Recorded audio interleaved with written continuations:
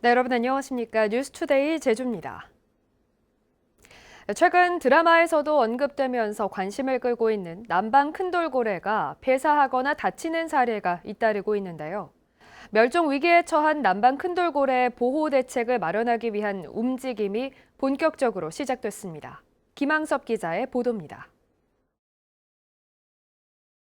지난 2015년 제주 바다에 방류된 남방 큰돌고래의 태산이 지난달 서귀포시 성산읍 고성리 앞바다에서 죽은 채로 발견됐습니다.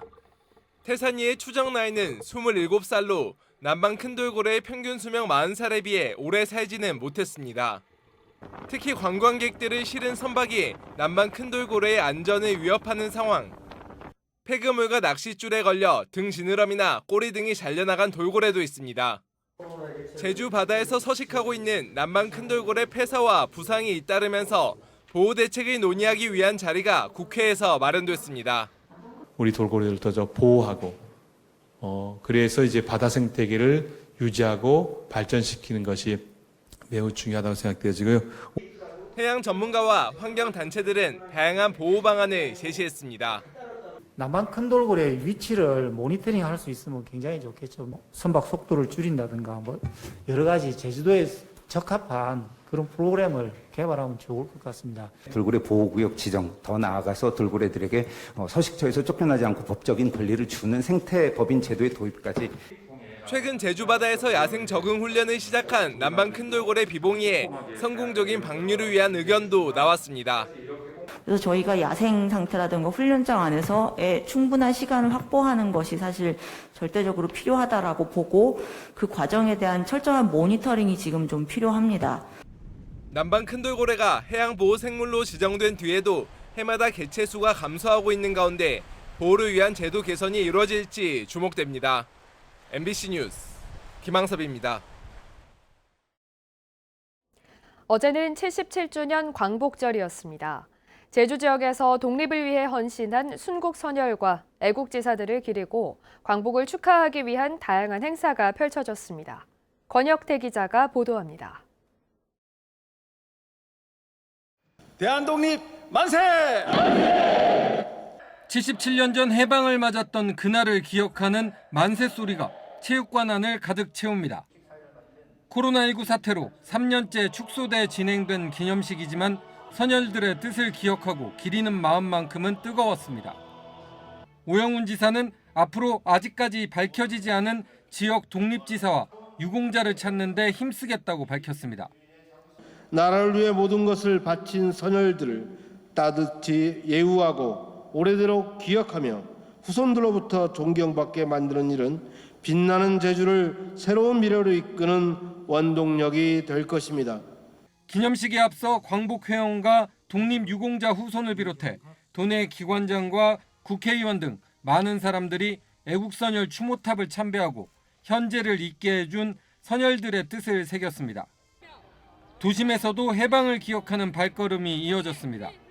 독립선언서를 낭독하고 시민들과 함께 만세를 외칩니다.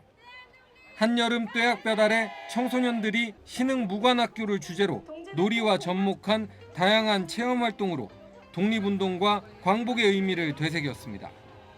일단 저도 지금 매우 더운데 이보다 더 더운 날에도 우리의 조국의 독립을 위해 싸우셨던 독립군분들을 다시 한번 생각하게 되고요.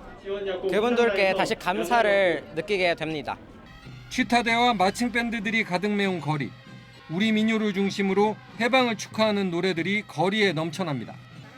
8.15 광복을 기념하기 위해 제주국제관악제 참가자 450여 명은 경축 시가행진을 벌이며 광복절의 의미를 더했습니다. MBC 뉴스 권혁태입니다. 일제강점기 독립운동을 하며 제주 여성운동의 대모로 불린 김시숙 지사는 그동안 후손을 찾지 못해 독립유공자 서훈 추천조차 하지 못했는데요. 제주 MBC가 김시숙 지사에 대한 다큐멘터리 제작 과정에서 김시숙 지사의 외손녀를 찾았습니다. 김찬년 기자입니다. 잡초가 무성한 제주시 조천읍의 한 무덤. 1980년 조천에서 태어나 제주와 일본에서 독립운동과 여성운동을 이끌었던 김시숙 지사의 묘입니다. 건국 훈장을 받은 고순음 지사가 13살 위였던 김시숙을 존경해 직접 비문을 남겼습니다. 김시숙 지사는 제주에서 여자 청년회를 조직해 근대 민족여성운동을 주도했고 야학을 열어 민족교육을 실시해 일제 경찰의 감시를 받다 독립운동관여로 붙잡히기도 했습니다. 이후 일본 오사카로 건너가 제주 여공들의 노동 권익을 지키려 노동운동에 앞장섰습니다. 하지만 그동안 후손이 없어 독립유공자 서훈 추천조차 못했습니다. 이런 가운데 제주 MBC가 김시숙 지사를 조명하는 다큐멘터리를 제작하며 후손을 찾던 중 김시숙 지사의 외손녀로 추정되는 인물을 찾았습니다. 우리 할머니가 그냥 야학당 했었다. 그러니까 가르쳤다죠. 그리고 또 어쩌다가 최정숙 교장 선생님 이름이 나오니까 나 잘 안다 해서 그 말뿐이지 또 어머니가 통 말씀이 없으셔요.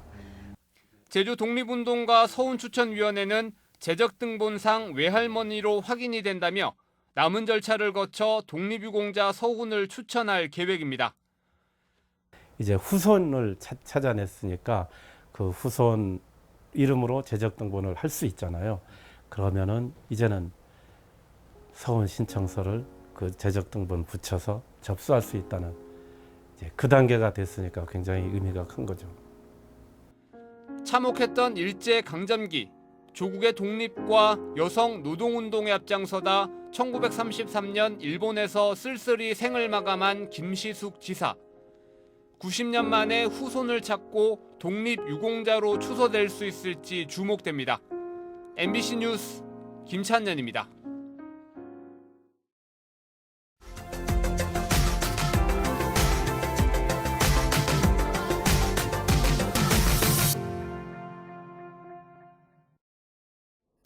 (2000년대) 초반 전국 기초자치단체 기준으로 수출 실적 1위를 지켜왔던 구미. 그런데 2022년에 들어서는 7위까지 추락했습니다. 전국 수출액의 20%를 차지하는 반도체 제품이 높은 성장률을 보이면서 관련 기업이 집중된 수도권에 밀렸기 때문입니다. 대구 MBC 한태현 기자가 보도합니다.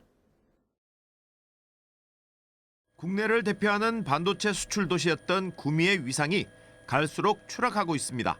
올해 상반기 구미 수출은 120억 5천만 달러로 지난해 같은 기간과 비교해 5.8% 늘었습니다. 하지만 수도권과 충남 등 8개 지역 수출 합계액은 1,118억 달러로 구미의 4배인 20.5% 성장했습니다. 결국 구미는 기초자치단체 기준으로 아산, 여수, 울산 울주, 울산 남구, 청주, 울산 북구에 이어 7위로 떨어졌습니다. 2000년부터 2009년까지 기초자치단체 수출 1위를 지킨 구미가 2010년부터는 충남 아산과 여수, 울산 지역 등에 계속 밀리고 있는 실정입니다. 우리나라 전체 수출액의 20%를 차지하는 반도체가 가파르게 성장하고 있지만 반도체 수출 도시 구미의 경쟁력은 수도권에 뒤처지고 있습니다. 수도권 기업들이 반도체 시장의 주력 품목인 메모리형 반도체를 장악하면서 높은 실적을 올리고 있지만 디스플레이용 반도체 중심인 구미는 상대적으로 저조하기 때문입니다.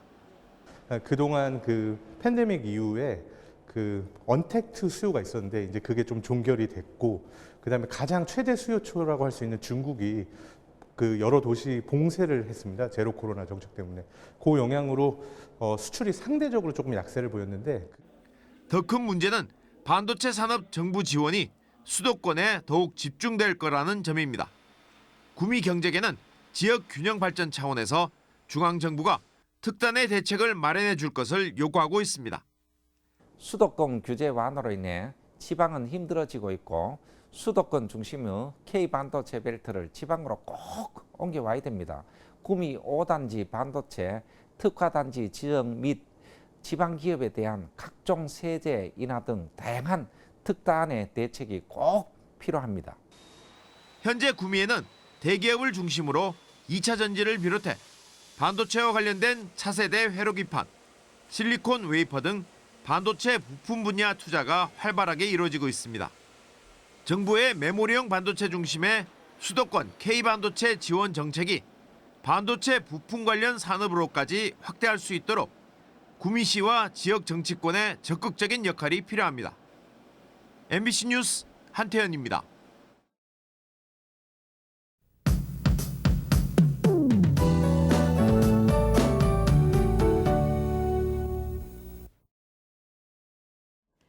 아침 출근길에 하늘이 어둑어둑합니다. 하늘 상황이 좋지 않은데요.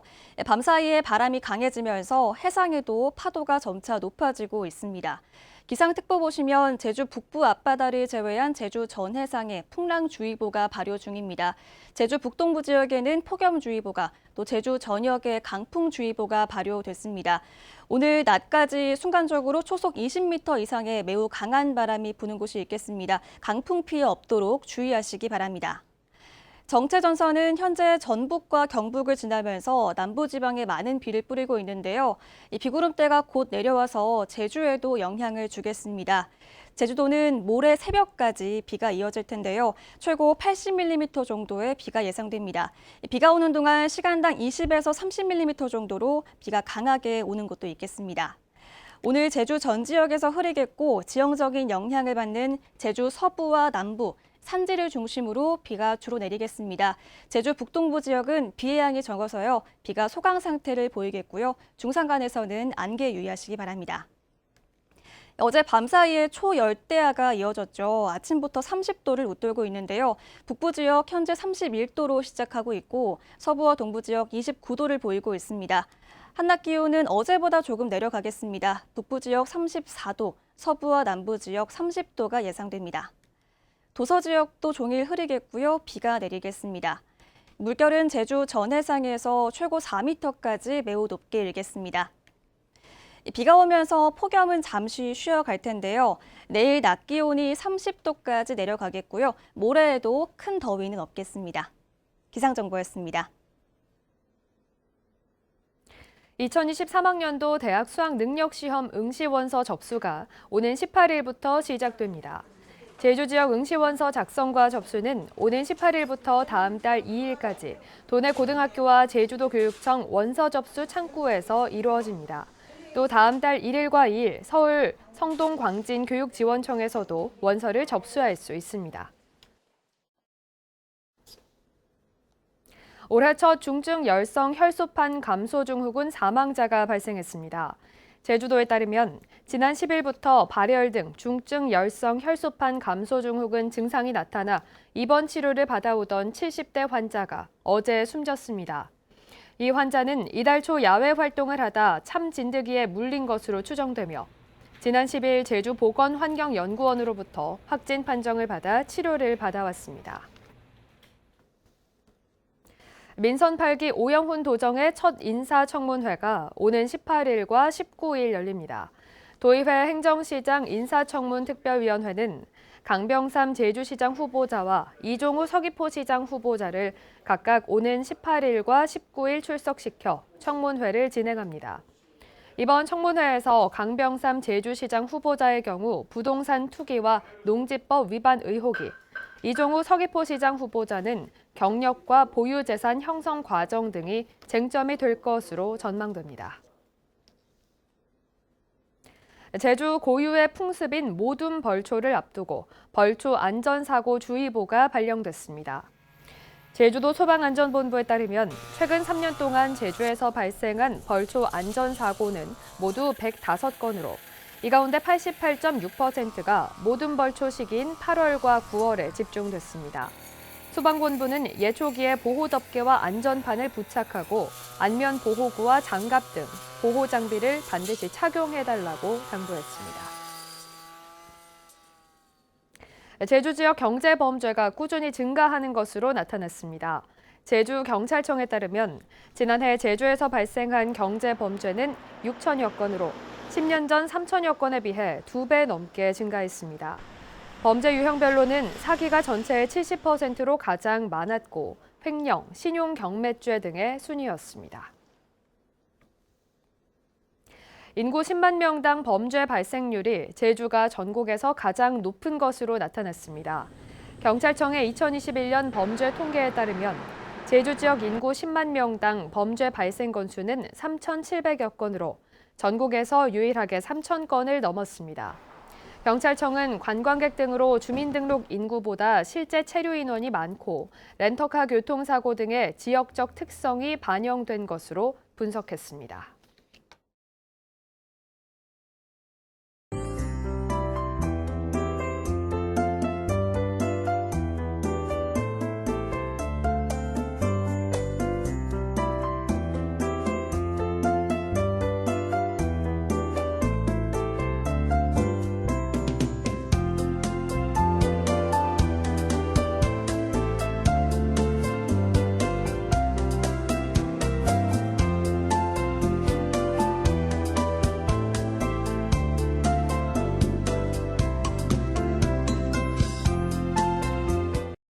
뉴스투데이 제주를 마치겠습니다. 시청해주신 여러분 고맙습니다.